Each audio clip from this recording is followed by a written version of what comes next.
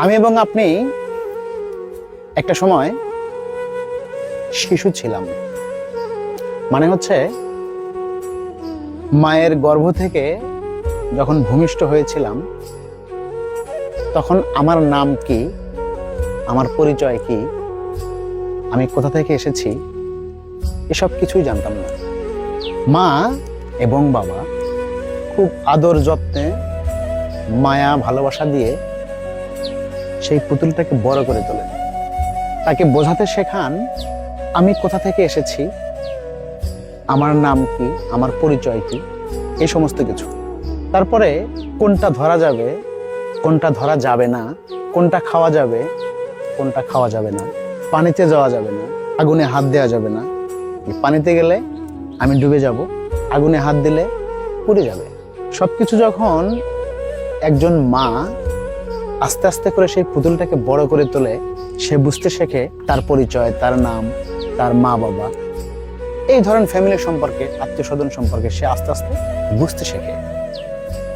তো এটার শিক্ষকটাকে, বড় শিক্ষক হচ্ছে আমার গর্ভধারিণী মা এবং বাবা। আমরা একটা সময় নাবালক থেকে সাবালক হয়ে যাই, আমরা বুঝতে শিখি উনি আমার বাবা, উনি আমার মা, উনি আমার বোন, উনি আমার ভাই, উনি আমার আত্মীয় স্বজন, আরো অনেক কিছু। একটা সময় গিয়ে সবচেয়ে মজার এবং দুঃখের ব্যাপার হচ্ছে কি জানেন, সেম কাজগুলোই মা এবং বাবারা করে থাকেন। তখন দেখা যাচ্ছে ভুলভাল কিছু কথা বলছে, প্রয়োজনের অতিরিক্ত তারা কথা বলছে, সেটা শুনে আপনার মন খারাপ হচ্ছে। খুব সহসাই আমরা তাদেরকে চোখ রাঙাই, মন খারাপ করি, মা তুমি এইটা করলা কেন, এইটা বলো কেন, তুমি কি বোঝো না, তোমার বোধ শক্তি নেই, এটা করা যাবে না। আপনাকে বুঝতে হবে, আপনাকে যেমন করে আপনার বাবা মা আপনাকে লালন পালন করে বড় করেছে, আপনাকে অবুঝ থেকে বুঝবান করেছে, আপনি এখন বুঝেন। এখন তারা বুঝবান থেকে অবুঝ হয়ে গেছে, আপনাকে নিশ্চয়ই তাদেরকে বোঝাতে হবে, এবং এই দায়িত্বটুকু শুধুই আপনার। এটা আল্লাহ হতে হয়, এটা আল্লাহরই একটা লীলা খেলা। কারণ দেখুন, একটা সময় আপনি শিশু ছিলেন, কিছু বুঝতেন না, আপনার বাবা মা আপনাকে বড় করেছে, মানুষ করেছে, বুঝতে শিখিয়েছে। এখন তাদের বয়সের ভারে তারা শিশু হয়ে গেছে। এটা আসলে তাদের দোষ না, এটা তাদের বয়সের দোষ। বয়স বেড়ে গেলে যেটা হয়। সো আপনাদেরকে একটি কথা বলবো, আপনার এবং আমার বাবা মা তারা এখন বৃদ্ধা,